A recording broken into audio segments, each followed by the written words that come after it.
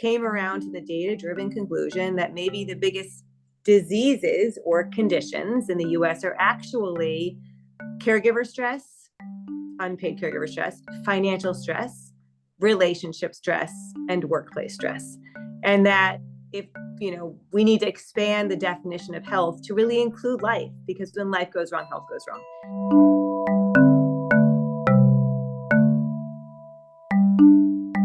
Hello, and welcome back to Cambridge Forum, coming to you live via Zoom. I'm Mary Stack, the Executive Director. Today, we're looking at our current health system to see how fast it's changing. In some ways, we're rushing along at breakneck speed, relishing all the benefits of technological and informational advancement in medicine.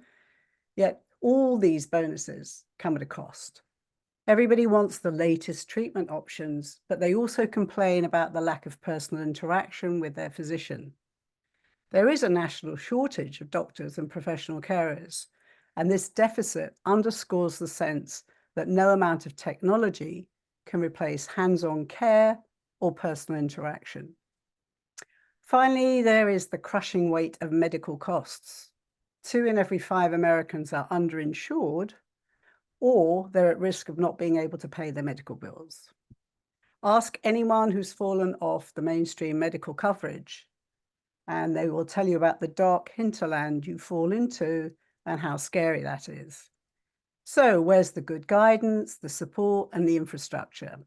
Of course, not everyone will agree about how we solve those problems, but today we've got 3 guests who can all offer different recommendations about how to address some of these tough issues. So let me introduce them.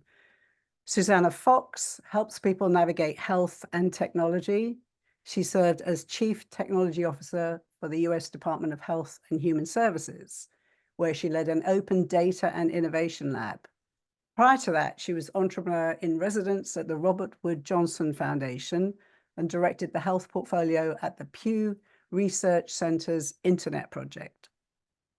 Fox believes that the next wave of health innovation will come from the front lines of a patient-led revolution in medical care. And she's written a book about it called Rebel Health. Dr. Alan Sussman is a retired endocrinologist and assistant clinical professor at the University of Washington. He served as director of alternative medical services at Valley Medical Center. And he's written a book full of very wise observations as a physician entitled Saving the Art of Medicine.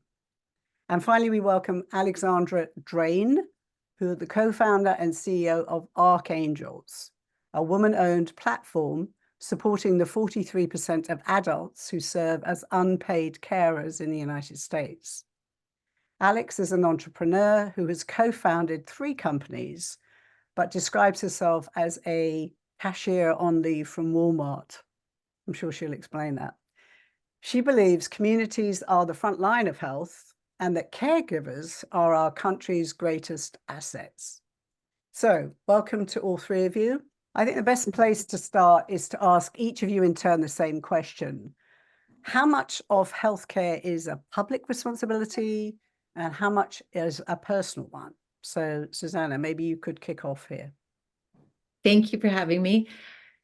I would say that healthcare is a public responsibility, but health and well-being is a personal responsibility because we all make choices all the time about our health and well-being, but the infrastructure that we live in is a public responsibility. Yeah, I wish that there was a good public responsibility from the higher parts. So I think it becomes more of a personal responsibility of the patient, of the doctor, and that we need to keep on being very intentional towards increasing that part, because the big system is so big that there's good, bad, and indifferent, but ourselves we can control. I don't really understand the distinction because in my mind, we're all humans. And I think the single most foundational element of humanity is to care for others and be cared for ourselves.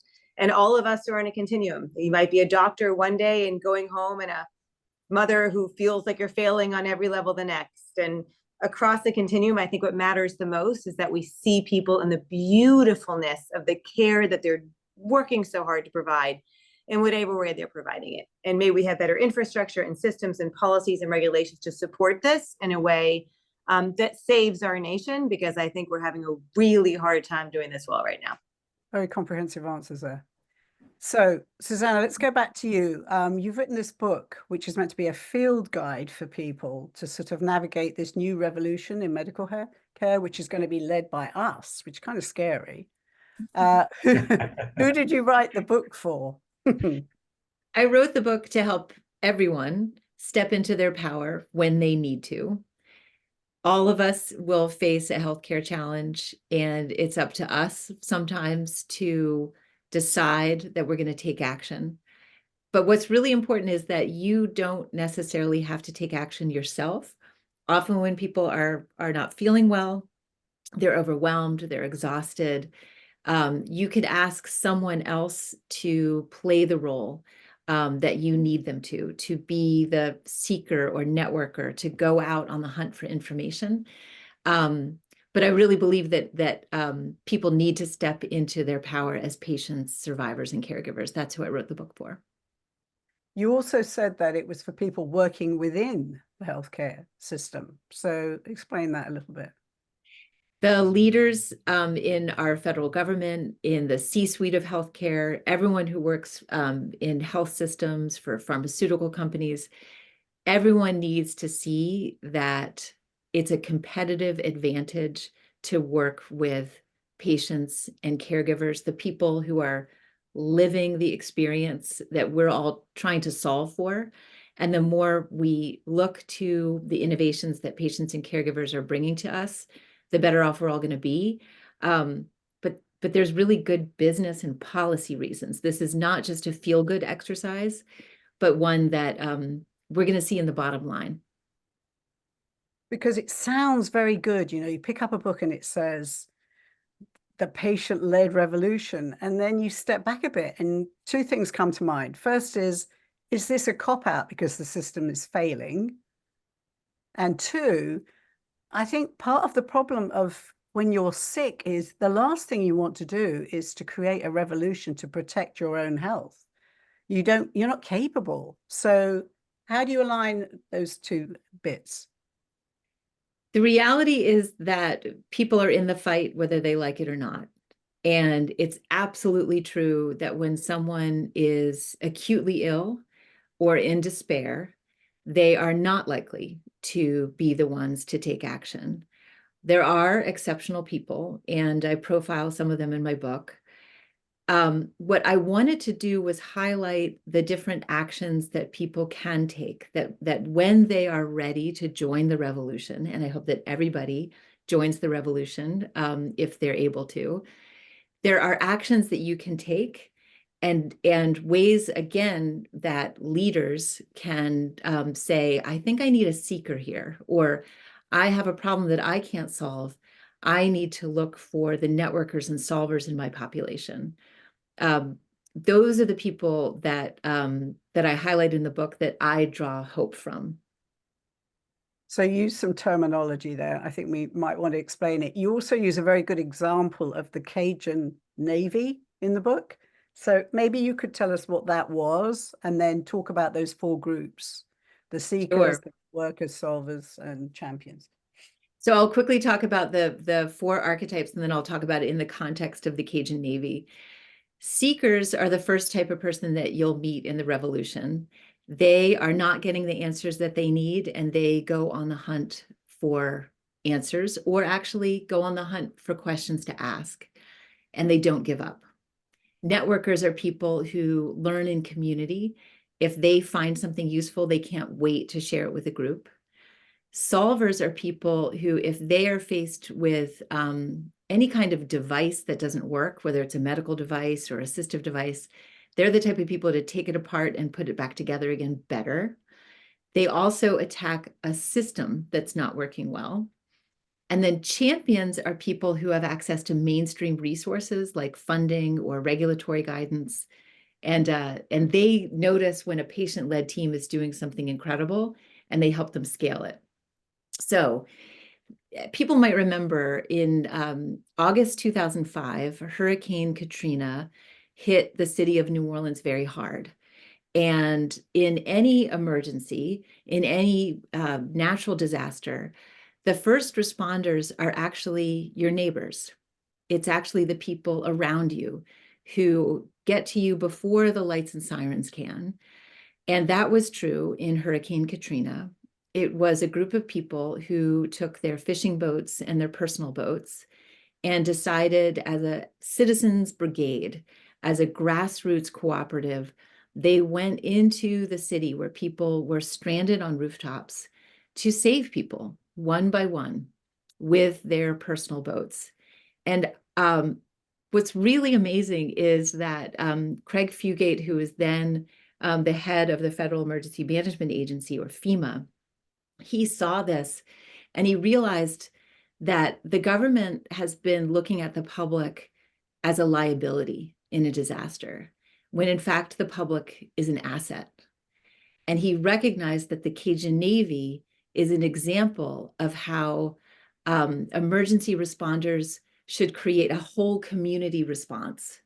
And that's what we need in healthcare as well. We need a whole community response to so many challenges in our health and in our healthcare systems. So in the rebel health archetypes, seekers are those who are standing on their rooftops, calling out, texting people, saying, I need help. So that's what you can imagine in terms of seekers. They're not going to give up. It's a life or death situation. Networkers, in the Cajun Navy example, are the people who are using the radio station and using their cell phones to make sure that everybody who is communicating with the boaters. They're the ones who are spreading the information that's needed. The solvers are the people who had the idea in the first place, who said, let's get this group of people together who want to help and go out into the city and save people. They saw an opportunity to basically create a new system of rescue. And in that story, the champions are FEMA. That's where the government comes in and says, let's look at this opportunity of the Cajun Navy. Let's see how we can use this whole community response in other disasters. So we make sure that other communities can leverage the public as an asset and not a liability. And again, we can all imagine how patients are often seen as something that just gets moved through the healthcare system. And in fact, patients and caregivers are actors in that system. And that's how I really want them to be seen. Okay, let's jump over to you, Alan. You come from a medical background. Your father was a physician. He worked in the Bronx, you said, 7 days a week doing house calls, which is pretty amazing. So what inspired you to become a doctor, and how's your view of your own profession now broadened and deepened over time? I come from a medical family. It isn't just my dad. I have two cousins, now actually one of my sons. It's very natural to go in that direction, and I did. And again, I'm a service person. I want to be of service to others, and that's what I feel is important. And when I went to medical school, I was a scientist, and I thought I knew everything about anything, and that I can figure out whatever needed to be done. And that would make me a good doctor, right? If I knew everything, that's it. As I went through the system, I gradually got the intuition that there's a lot more to that. In fact, the main part is bigger. It really is a service. It's a relationship. And that's probably the main word that I use all the time. That is also therapeutic. And in the book, I do go through some examples too of literally how there are studies that are done that just shows by the doctor being present and open leads to a different result. Even a very short little visit can do that, as was one study that looked at just anesthesiologists that just sort of saw patients for a short period of time, ones that were engaged and ones that were just doing the checklist. And there were differences in the results.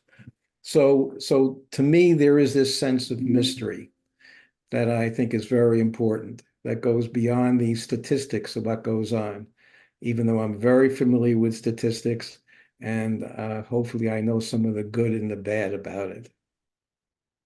So obviously the role of a physician in 2024 is quite different from it was 40 years ago. Some things have gotten better, some things have deteriorated. So just from your own perspective, what would you say to that? Well, when I started practice, I was able to be very independent and be very focused on patients. And rules and regulations were appearing, but not to the degree that they are now. And unfortunately, the system goes in this direction of what I call towards the bean counters, right? There is an efficiency part that becomes very important. I mean, even the surveys right now, every time you see a doctor, anyone, you get a survey of what it is. What do you think happens to those results? Another time I could tell you my own personal experience, which wasn't good. But the idea is to engender, where the problem is that this has led doctors to not feel empowered, really. And they're just on this track of what they're supposed to do. And their expectations are more patients, see more patients, don't spend too much time, and even guidelines, and saying, if you don't use the guidelines, you're a bad doctor. All right. I have very specific examples of how guidelines are confusing at best and actually can give the wrong results. But the government will tend to go in that direction, as well as maybe insurance companies. So I want to empower the doctors. Also, as what you're saying, Susannah, is that, as you're saying, empower the patients in terms of that. Yes, I can do it. I'm part of the deal, right? You eventually moved a little bit further out of mainstream medicine into alternative medicine, and meditation is a big deal to you. So your definition of healing changed. Yeah. And you said your practice was shaped by the belief that, quote, a problem is real, whether physical or psychological. I thought that was very telling, because it takes a great deal of time to get that kind of deep understanding with a patient. That's the very commodity that's most under siege in this new world of medicine. Correct? Correct. And yes, your question is saying this leads to a problem because it takes time. But one of the words I use is phronesis, which is a Greek word that means wisdom. Right? There's knowledge and there's wisdom. So the knowledge is the information, and we'll talk later maybe about computer, AI, and that's fantastic information system, better than I could ever do. But there is that other thing that develops, which is involved in time and continual interaction and relationship, that gives a wisdom. And unfortunately, wisdom is not given its proper place, because you can't quantify it. If you can't come up with a statistic and saying, oh, he's the most wise one, he got a 10 out of 10 in wisdom, and this one only gets a 5 out of 5, right? And instead of, some things you have to know, and you have to understand, you have to feel. And that's part of the deal to me, is you have to be able to feel. So while we're on that, I know we can't devote a whole program to it because it is a whole program. This AI role in medicine, you see it as a tool, a valuable tool. Do you think it will enrich the doctor-patient relationship or might damage it? Fingers crossed. Right. You know, I think it has tremendous potential. As we know, almost any technology has tremendous potential. It depends how it's used, correctly, incorrectly, overused, et cetera, et cetera. But what AI can do is it can be a amazing scribe. It can be there in the room and it'll get everything, have recorded everything that is said. But what it can also do very, very well is it can synthesize into a form that's readable, that almost gives you more sense of what's going on. And so if all that is done, the doctor doesn't have to do that, because that's one of the problems that still exists somewhat in electronic medical records. Is I call it the threesome. When you go in to see the doctor, it's the doctor, the computer, and the patient. And I want to get the computer away from between the doctor and the patient, more to the side. And can do an excellent job in giving all that information. And then in this technical era, what it can also do is it can have all the information readily available for other ancillary people to use for, I need to get an MRI, I need to get this other test, and you got to go through this hoop and that hoop, and it can be done a lot more seamless. So I hope the end result will be, yes, doctors and patients, healthcare providers and patients will basically be able to spend their time relating and learning from each other. So before we hop over to Alex to talk about the caring, which is such a nexus of this whole thing, Susannah, what's your take on Alan's observations about the AI infiltrating that three-way relationship?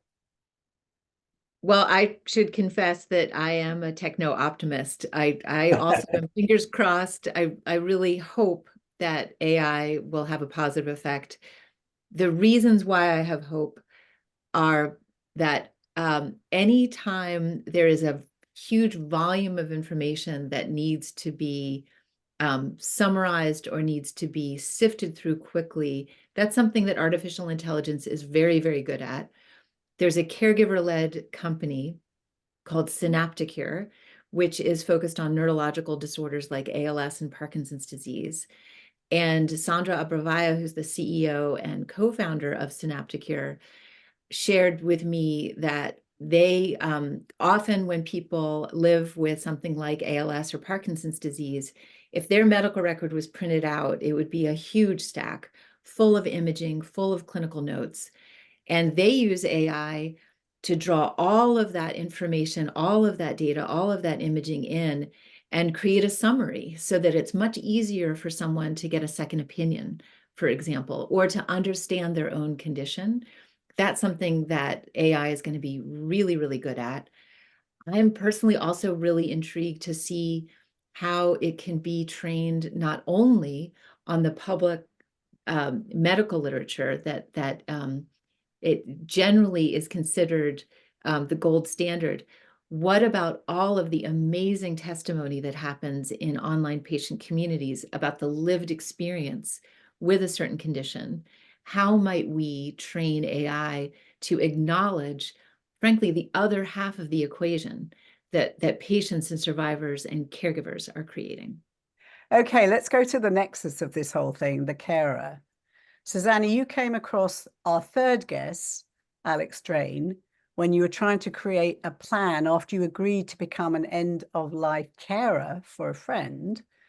And at that time, Alex was running Eliza Corporation, which was an organization she'd set up before she co-founded Archangels. So Alex, maybe you can tell us a bit about why you created Eliza and then used 15 years worth of data to create Archangels. I will. I'm such an honor to be here. And Mary, I love listening to you. I love the way your brain goes. And you can see that you are spinning off 18 other conversations that we all look forward to having going forward with all the questions in your head. And Alan, it's a great joy to be introduced to you. And Mary, as you just referenced, I have been in love with Susannah for years. She and I have circled each other in different communities, worked directly with each other on multiple, what some folks would say are intractable. And we instead find problems worthy of attack prove themselves by fighting back. And so we are here to be fierce in our pursuit of helping humans in whatever role they're in, paid caregiver, unpaid caregiver, neighbor, friend, wife, daughter, cousin, whatever it is, feel supported and seen in the care that they're needing and the care that they're giving. So quick clarification, we are all using the word caregiver. Mary, you used the word carer. I think if the whole world did that, it would be easier. Caregiver in the US is confusing because you can be a paid caregiver. That would be the role that Alan, you play as a doctor. It could be the role someone plays as a nurse, as a tech, as an EMT. I would argue any first line responder is a caregiver. Your postal worker is a caregiver. And then what Susannah and I have spent a lot of energy on in addition is unpaid caregivers. Mary, that's the role you play, caring for your friends, caring for your loved ones. It's the role I play with the people that I love and care for. And it's not always a direct family relationship. It can often be my neighbor. It can be a coworker, anyone I'm caring for.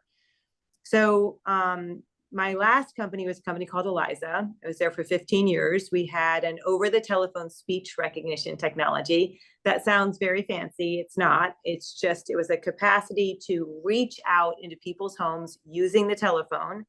And most people then think robocall. It was not. It was gorgeous and human, and the voices were human, filled with feeling. But what it enabled us to do is to reach out to the 85% of humans in the world who are not coming into the healthcare system, at least specifically in the US. And our job originally, we were paid by our partners, big health plans, health systems, employers, to call somebody and remind them, hey, it's time to get your mammogram. Hey, time to get your colon cancer screening. We think you might have diabetes. Let's make sure you're taking care of that diabetes. Let's come in for a doctor's visit. And what we learned very quickly is the vast majority of people that we were reaching out to, it's not that they didn't want to get their mammogram or their colon cancer screening. It's that they couldn't right then because something else was going on in their life, right? Their mother with Alzheimer's had just moved in. They hated their boss so much they couldn't breathe and they weren't allowed to take any time off. They had a child with a mental health challenge.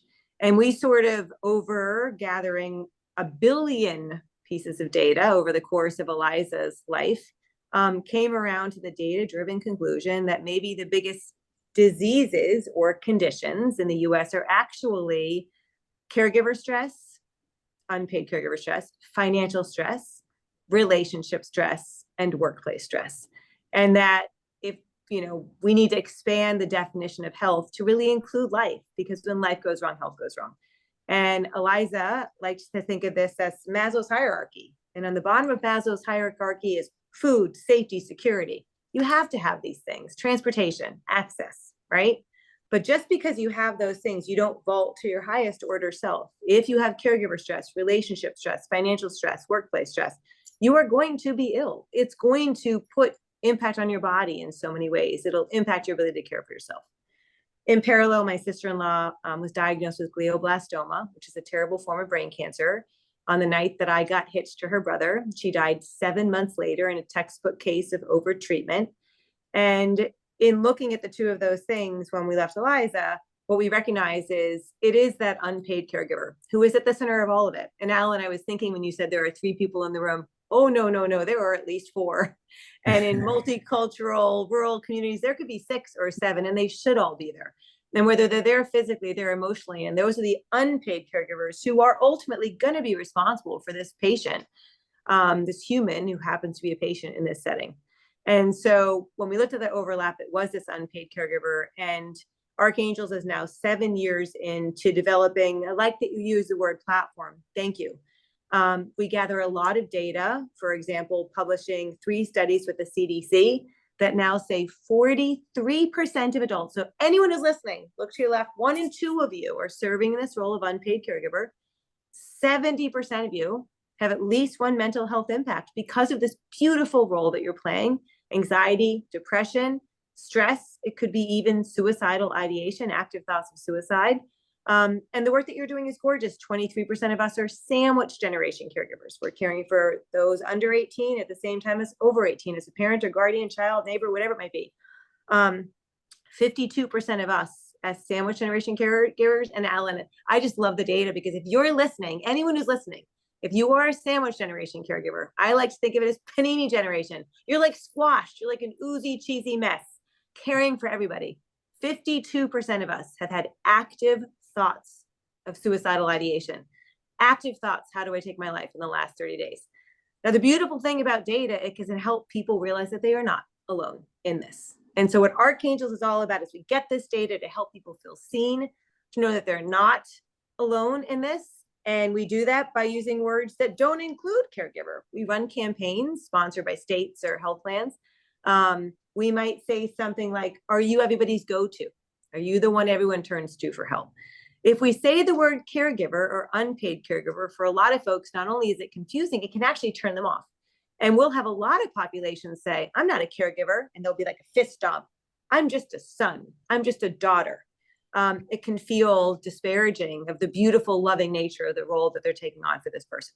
We help somebody get seen in that role by getting their intensity score, which is in the link. You can get it, puts you in the green, yellow, or red. And then the most important thing Archangels does is there are resources that exist right now, somewhere in your life, either by your employer, by your health plan, in the communities that you live in. They might not be perfect, but they're navigation support, mental health support, access to information about condition-specific things like what Susannah does so beautifully. And so our only reason in life is not to build more resources, although we'd love to if we could, but to get these beautiful souls to realize this, they're in this role, to feel validated in it, and to get them marched right over to these resources that are there for them right now for free.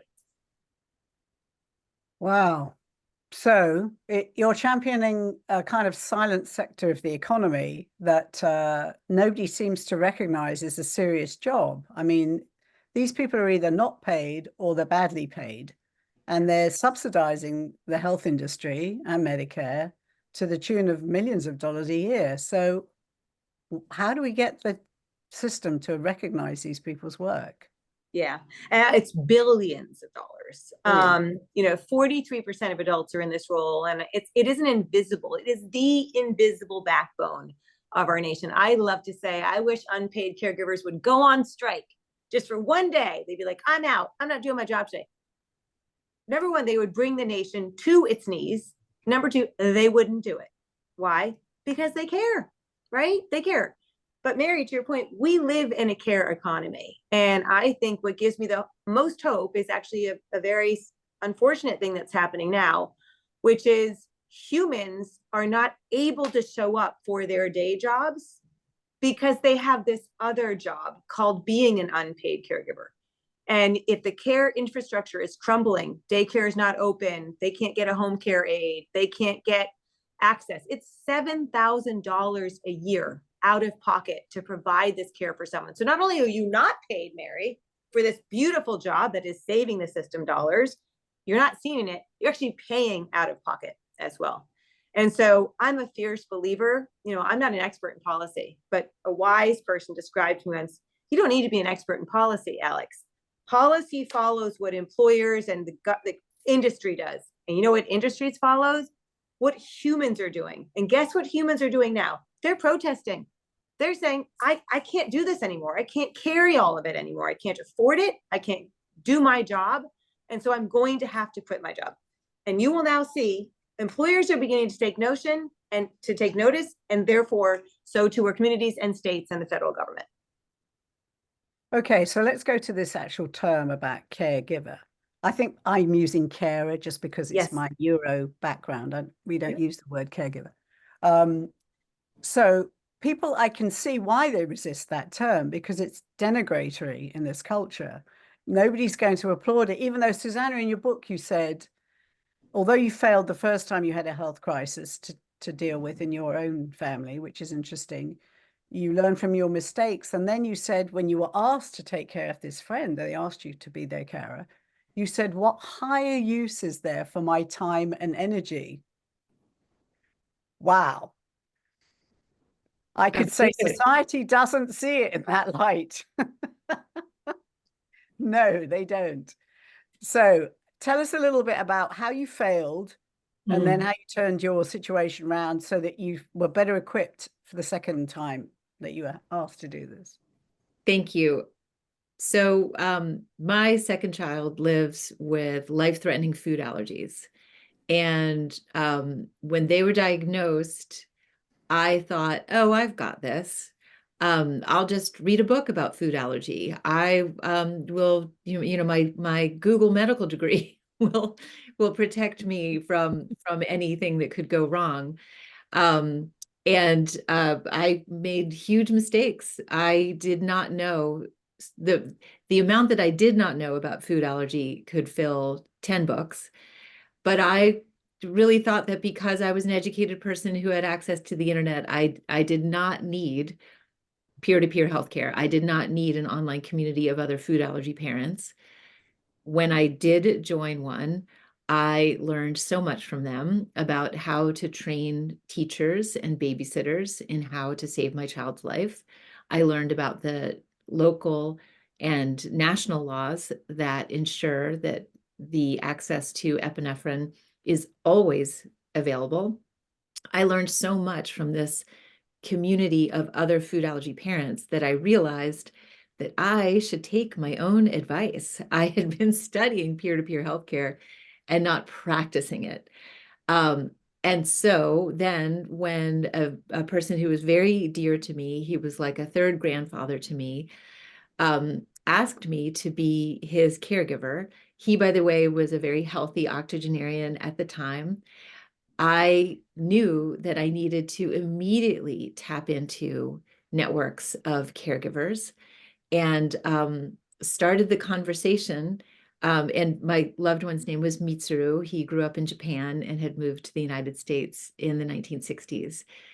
And I actually started our very first conversation by talking about death, by talking about the end of life, because it was a way to go from being fond of each other to being responsible for each other. And I used the tool that Alex Drain had created called Engage with Grace. And it's 5 questions about what you want at the end of life. And because of the mentorship that I got from Alex and other caregivers, I was able to dive into this new relationship with Mitsuru and create a care relationship, which was successful because I admitted what I didn't know. And I also realized that I was not alone. And that's the most important thing to know about this age that we're living in, where prior to this, we lived in villages, right? Like we all, we didn't have access to a lot of medicine and technology, but we had access to each other. And then now we have access to all the science in the world. It's unevenly distributed, that access, but we in general, especially in this country, have access to so much science, but we've lost touch with each other. What we have is now an opportunity to have those two things together, to make sure that we have all the best that modern medicine can give us, but also the best of what humanity and family can give to us. And so while it's true that caregiving is not necessarily seen in the way that it should be, that it is caregiving is infrastructure, and it should be valued that way. Spiritually, there's nothing more valuable. There's nothing more valuable than seeing Mitsuru's shoulders drop about an inch when I said yes.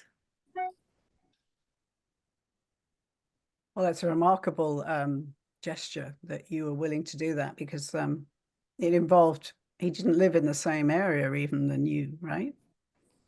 It's true. He lived in my hometown in New Jersey, and I live in Washington, D.C. And when he did go over the cancer waterfall, and I essentially had to move back home, it was very stressful. Again, I leaned on my community. I leaned on the network that I had been able to create thanks to another tool, which I'll plug, the Atlas of Care. If you look up the Atlas of Caregiving, it's something that you can create yourself. It's actually hand-drawn. It's not very super technical, where you actually look at who supports this person. Literally, who are the neighbors? Who could walk the dog if they needed them to? And again, it's this sense of a village that can surround you when you need help. And it was during the pandemic, and yeah, I don't want to sugarcoat it. It was really hard, but I really do believe that there is no higher use for our time and energy. Mary, can I add one thing really quickly? Yeah. You know, one of the things that I think is really interesting is we put a lot of thought as humans into who will be the godparent of our children, who will stand up for us at our wedding. And, yet we don't think long and hard about who is ready to take on this beautiful and willing to take on this beautiful role of being with us in this other extraordinary time in our life, which is our end of life, and who's going to help us live our best days until our last. And Suzanne and I talk a lot about, will you be my archangel? Will you be the person who spreads your wings out over me and cares for me and cares with me and helps other people, and helps make sure I survive in the process too. But it is interesting that we ask all these people to play these roles in our life. And maybe the single most important role we should be asking for is be my friend, sit with me, hold my hand, source other people to sit with me and hold my hand, help walk me over to the other side. Alan, in your book, you had a beautiful quote there about the concerns of the patient, the sterility and clinicalness of medicine that can be, and how important it is to be humble and collaborate with the patient. And you said, the focus is not the drug, nor is it simply curing the patient, it's being with the patient, which is pretty much echoing what you've both have said. No, it's so, in a way, it's so simple, yet so profound, right? And I always feel there's a sense of despair that's out there. It's just not like that. I mean, you talked about the healthcare system and how it's going downhill. What I look at, and again, what I look as the most important part is that there is hope. And even on a intellectual, scientific basis, because one important area that I'm really involved in through my meditation work is compassion work. And by golly, there are studies, very sophisticated studies, that talk about increasing one's compassion through various different means, including meditation, and that your brain changes. I mean, and so what does that mean? That means by not doing it, your brain hasn't been there. Or it's like exercising. You're not really exercising it in order to get the benefit that you need to have. So I think some of it becomes on the sense of humility and humbleness, the thing of just being with someone and then trying to learn how to be compassionate with them has a tremendous effect in the long run of what can happen. And we all have that ability. Even when you see someone, you say, that person is not compassionate. It's in there somewhere. And the idea is to keep on going in that direction. Because what I hear here, which is beautiful, is we're talking about priorities of healthcare. And you're talking about different systems that's somewhat, I don't know if in the background is the right way of saying it, but it is when a doctor's with a patient, they're not necessarily looking at all those pieces that you're talking about, but they're all integral parts to it. Yes. And so we are, what I like, a word that I like is, anyone who's familiar with Ubuntu? It comes from South Africa, African, and it's a word that means we're all together. If you're with me, I'm with you type thing. And wouldn't that be nice if we can get that view and sense of ourselves that we are actually connected rather than we're separate? And that would be, to me, one of the most therapeutic, from my perspective, that's a very therapeutic part to go. So let's go back to the carer. I want people that are listening in today and that are in this position. I've got several friends that are full-time caring on top of everything else. What is it that there is out there that they don't know about? And, maybe, Alex, you can tell us which is the best state to get care, help for caring? Yeah. I mean, I think for anyone, I'm a huge believer, as I know Susannah is, and it sounds like you are, Alan, of practical, tactical things that you can do right now. And I think one of the points that Susannah made is I've certainly experienced, and I've seen it over and over again, when you are the one, like I'm an expert in unpaid caregiving, but when I'm the one who needs, I am an unpaid caregiver, I lose my mind. I don't know what to do. I don't know I can't help myself anymore, right? When the cobbler's child has no shoes. So I have two answers to your question. One, every state has something, absolutely every state.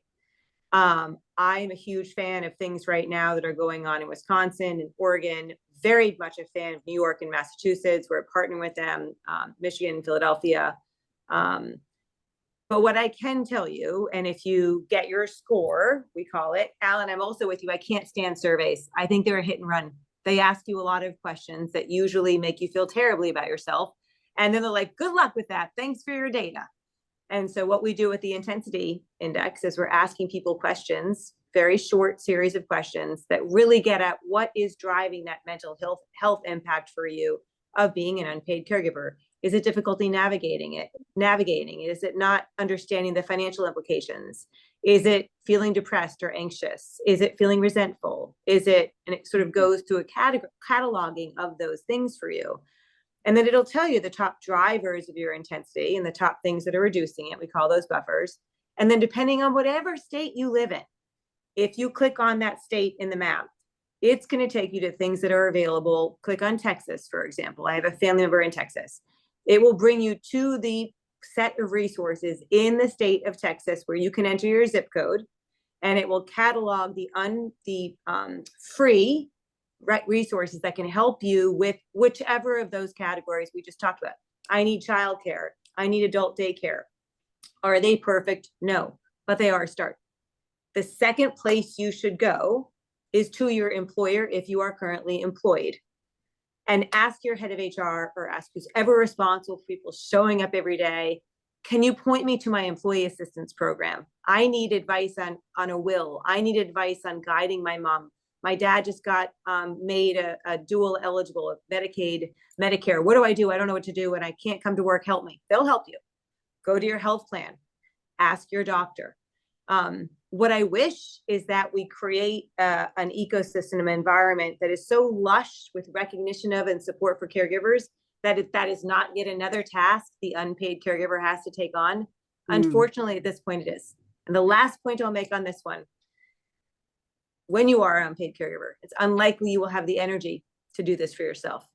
So you need to think of yourself as a lifeguard. And wherever you are, first make sure you're taking care of yourself if you can.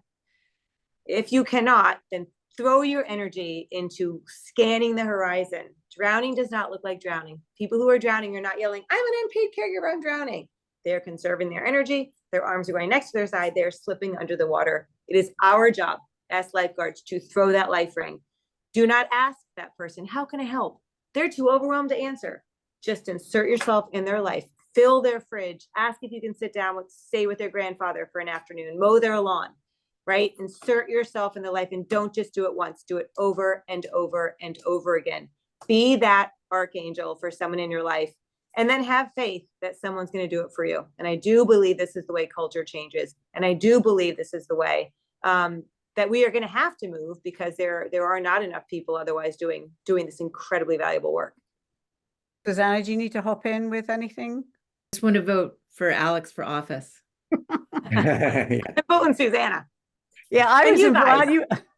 while you were speaking, I was envisaging this hospital where on your way out there's this carers headquarters, which is like the headquarters for everything you need to ask about or know about there for you, which would be such a relief, wouldn't it? If you walked into that place and go, oh, okay, you can send me in the right direction for this, this, and this. So to go back to the big picture, I don't want to be too pessimistic, but I also want to be realistic. I see a thing here telling me a fourth of all US health visits are now delivered by non-physicians. That came out of the Harvard Medical Bulletin last week. I see an increasing number of people jamming a system that's already stressed. That's because we're living longer. There's not enough doctors and carers, paid or unpaid, to cope. Insurance companies are putting more pressure on the doctors to fast track patients for tests, and technology gets substituted for time. So oftentimes, if you had the time, you might not need that test because it would prove not necessary. So the bottom line is driving the system. And how do we arrive at a situation where the richest country in the world is not able to provide affordable medical care to everybody, particularly at the most critical time in a person's life? And yeah, just to add to that, you say the most expensive healthcare system in the world by many fold, Yes, not giving the care that's commensurate with that at all. My own personal experience with this is I've been through the whole mill where they kept on ratcheting down the amount of time that's supposed to spend with patients. Unfortunately, I'm basically a little kid when that comes to it. So the more they asked me to ratchet it down, the more I didn't. Now, in my situation, it was somewhat shooting myself in the foot. I wasn't part of a big mega organization at that point. So if you want to do it that way, do it. It's not recommended the way to do it. But I think ultimately we have to accept, to me, I accept the fact is you can't change this big ship very quickly. It's going to go very slow at best. And as we know, politics is so muddy that it's almost hard to fathom the coming up with the best plans that's there. So what we're doing here is the important thing. So we have to, each one of ourselves, as is very evident, is empowering ourselves and others with it. I look at it in terms of healthcare, in terms of the amount of time with a patient. What I learned over time was it isn't the amount of time, even though I sometimes did an inordinate amount of time. It's the quality. It's the intention and attention that you can give at that time was important. And I think that's something that physicians have to be reminded about. And they also, you have to, from the physician point of view, the healer has to be healed. What you're talking about is a problem. It's a problem for them. Why are they leaving? Why aren't they present? Because they're being overworked. So they have to be healed. There has to be, to me, meditation was invaluable for me. But there's obviously other ways of doing it. You could have your own, but you need to have other things in your life in order to do that. But I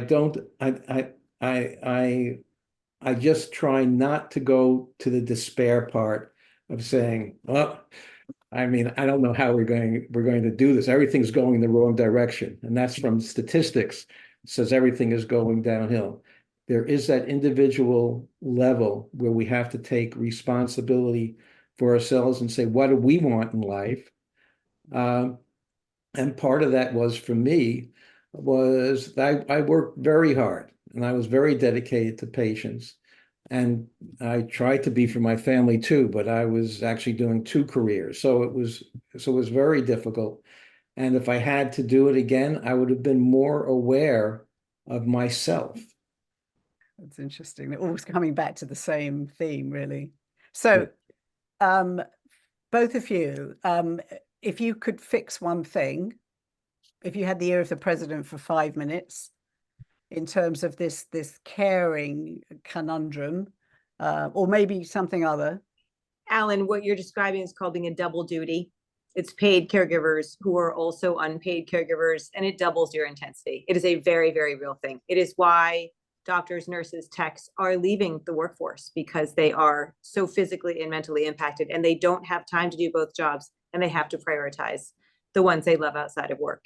So I would get the ear of the president and I would share the data, because the data shows, back to Susannah's point, this is may we do it because it is the honorable and kind and courageous and humane thing to do. Unfortunately, that doesn't always drive action. especially not short-term action. And I think the good and bad news about being in the situation we are is it is an issue of national security. It is an issue of economic viability for our country. And I would sit down with the president, I would show them the data and say, we cannot field an effective army.